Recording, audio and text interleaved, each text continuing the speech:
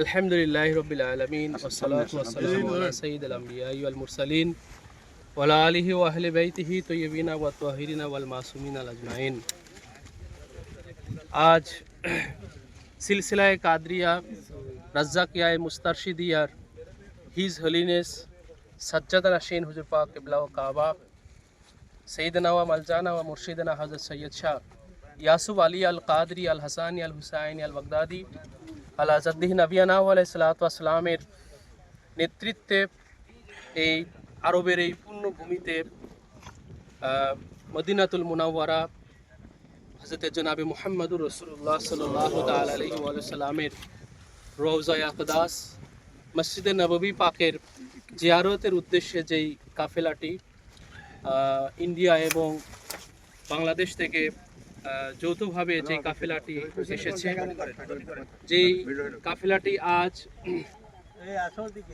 His হলিনেসের মর্জি মোতাবেক, তিনারি হুকুম পাক মোতাবেক এবং তিনারি গাইডলাইন এবং মনিটরিংয়ে নজরদারিতে আমরা তিনারি ভক্তবৃন্দ গোলামেরা এই ঐতিহাসিক এই পুণ্যভূমি, এই গাদিরে খুম, এই ঐতিহাসিক এই ময়দানে আমরা উপস্থিত হতে পেরে আমরা আল্লাহ পাকের দরবারে বেশুমার শুকরিয়া আদায় করতেছি। আল্লাহু আকবার।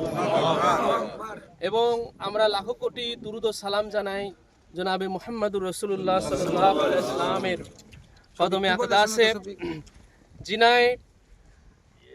জিনার বিদায় হাজ কালে হুজুরে পাক সাল্লাল্লাহু আলাইহি ওয়াসাল্লামের হায়াতে পাকের যে একমাত্র হজ, সেই হজ সম্পন্ন করে যখন হুজুরে পাক আবার 1,24,000 সাহাবায়ে কিরামকে সাথে করে পবিত্র মদিনাতুল মুনাওয়ারার দিকে ফিরছিলেন, এই মক্কা এবং মদিনার এই মধ্যবর্তী এই জায়গা গাদিরে খুব, যেখানে রাসূল আকরাম সাল্লাল্লাহু তাআলা আলাইহি ওয়া সাল্লাম পাক আল্লাহ পাকের ওহী প্রাপ্ত হয়ে আল্লাহ পাকের এক বিশেষ মেসেজ আবার উম্মতের মাঝে প্রচার করার জন্য, উম্মতের মাঝে তাবলীগ করার জন্য এই জায়গাতে এক বিশেষ এক আনুষ্ঠানিকতা রাসূল আকরাম সাল্লাল্লাহু আলাইহি ওয়াসাল্লাম করেছিলেন।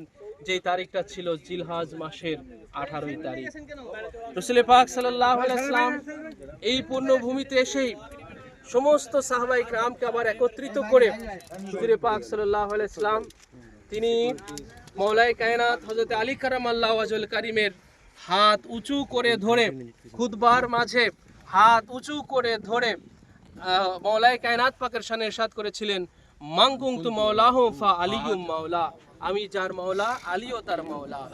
এই সেই তাকবীর, আল্লাহু আকবার, তাকবীর, আল্লাহু আকবার, রিসালাত ইয়া রাসূলুল্লাহ, নারায়ে রিসালাত ইয়া রাসূলুল্লাহ, নারায়ে হায়দারি ইয়া আলী, নারায়ে হায়দারি ইয়া আলী, নারায়ে গাউস ইয়া গাউস, নারায়ে গাউস ইয়া গাউস। হুজুর পাক সৈয়দ শাহ কিবলা ও কাবা জিন্দাবাদ, হুজুর পাক সৈয়দ শাহ কিবলা ও কাবা জিন্দাবাদ। এই ইসলামের যেই অন্তর্নিহিত বিষয়, সেটা এই জমিনে, এই খোলা ময়দানে নিহিত রয়েছে। যেই গাদিরে খুমকে আজ গাদিরে খুমের যেই প্রেক্ষাপট হতে, গাদিরে খুমের এই প্রেক্ষাপট থেকে মুসলমানেরা বিচ্যুতি ঘটার কারণে ইসলামের যে অন্তর্নিহিত যে ব্যাপার, সেটা থেকে মুসলমানদের বিচ্যুতি ঘটে গেছে। মুসলমানরা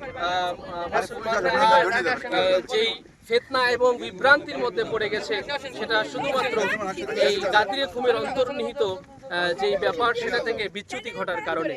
যেখানে নবুয়াতকে বিলায়াতের মধ্যে ট্রান্সফার করা হয়েছে, যেমন একই পানি একটা পাত্র থেকে আরেকটা পাত্রে, যখন নবুয়াত যেমন একটা পাত্র, সেই নবুয়াত পাত্রের মধ্যে যেই অন্তর্নিহিত যেই ব্যাপারটা ছিল, সেটাকেই বিলায়াতের পাত্রে যখন ট্রান্সফার করা হলো, সেই জায়গাটাই হলো এই গাদিরে খুম।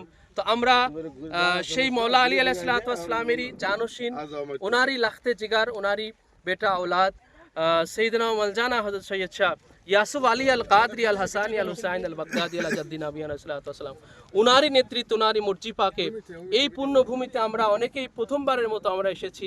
আমরা আসতে পেরে আমরা নিজেকে ধন্য মনে করছি। আল্লাহ পাক এই ভূমির যে অন্তর্নিহিত যে ব্যাপার, সেটা আমাদের প্রত্যেকের দিলের মধ্যে আল্লাহ পাক কায়েম করে দিক, আমিন।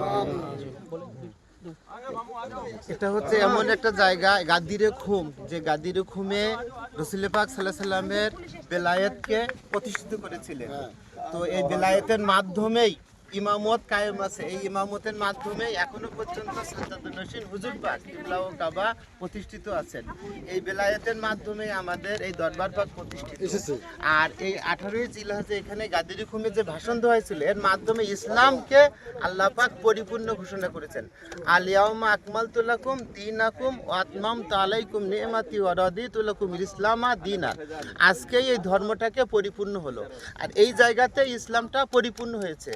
মওলায়ে কায়নাত আমিরুল মুমিনিন হযরত আলী ইবনে আবু তালিব আলাইহিস সালাতু ওয়াস সালামের বেলায়েতের মাধ্যমেই রাসূল পাক সাল্লাল্লাহু আলাইহি সাল্লাম থেকে শুরু করে এই বর্তমান জামানার ইমাম সাজ্জাদুন নসীন হুজুর পাক কিবলা ও কাবা হযরত মাওলানা সাইয়্যিদানা সৈয়দ শাহ ইয়াসুব আলী আল কাদরি আল হাসানি আল হুসাইনি আল বাগদাদি আলাইহি জাদ্দিহিম নবিয়ানা সাল্লাল্লাহু আলাইহি সাল্লাম পর্যন্ত সুদূর প্রসারিত। মওলা আমাদেরকে মওলা মুশকিল কুশার এই বেলায়েতের উপরে থাকা তৌফিক দান করেন। আপনারা এইখানে আপনারা দেখতে পাচ্ছেন কিছু পাথর দিয়ে ঘেরা আছে। এই জায়গাটা মানে একটা ঐতিহাসিক জায়গা। এই পাথর দিয়ে ঘেরা এই জায়গাটা যে আপনারা দেখতে পাচ্ছেন, এই জায়গাতে একটা মসজিদ তৈরি ছিল। এখানে একটা মসজিদ ছিল। সেই মসজিদে দেখেন একটা আকৃতি এখানে দেখা যাচ্ছে চারপাশে, এবং মেহরাবের আকৃতি দেখা যাচ্ছে এখানে। এই জায়গাটাতে এই ঘটনার পরে, সেই 18 জিলহজ ঘটনার পরে এখানে একটা মসজিদ নির্মাণ হয়েছিল। কিন্তু এই গাদরিয়া খুমের যেই আহলে বায়াতের যে অন্তর্নিহিত ব্যাপার, ইনাদের শান নিশানাকে মিটিয়ে দেওয়ার জন্য, নিশ্চিহ্ন করে দেওয়ার উদ্দেশ্যে একটা মসজিদকেও ভেঙে দেওয়া হয়েছে। আপনারা দেখতে পাচ্ছেন এটা একটা পাথর দিয়ে গড়া একটা মসজিদ ছিল এখানে, কিন্তু এই মসজিদটাকে ভেঙে দেওয়া হয়েছে। যার কিছুটা আকৃতি আপনারা দেখতে, মসজিদেরই সেই কিছুটা আকৃতি এখানে এখনো রয়ে গেছে। তো এই স্মৃতিচারণা সমস্ত ইমাম ভক্ত আহলে বায়াত ভক্তদের দিলের মধ্যে এই গাদিরে খুম জাগ্রত হোক।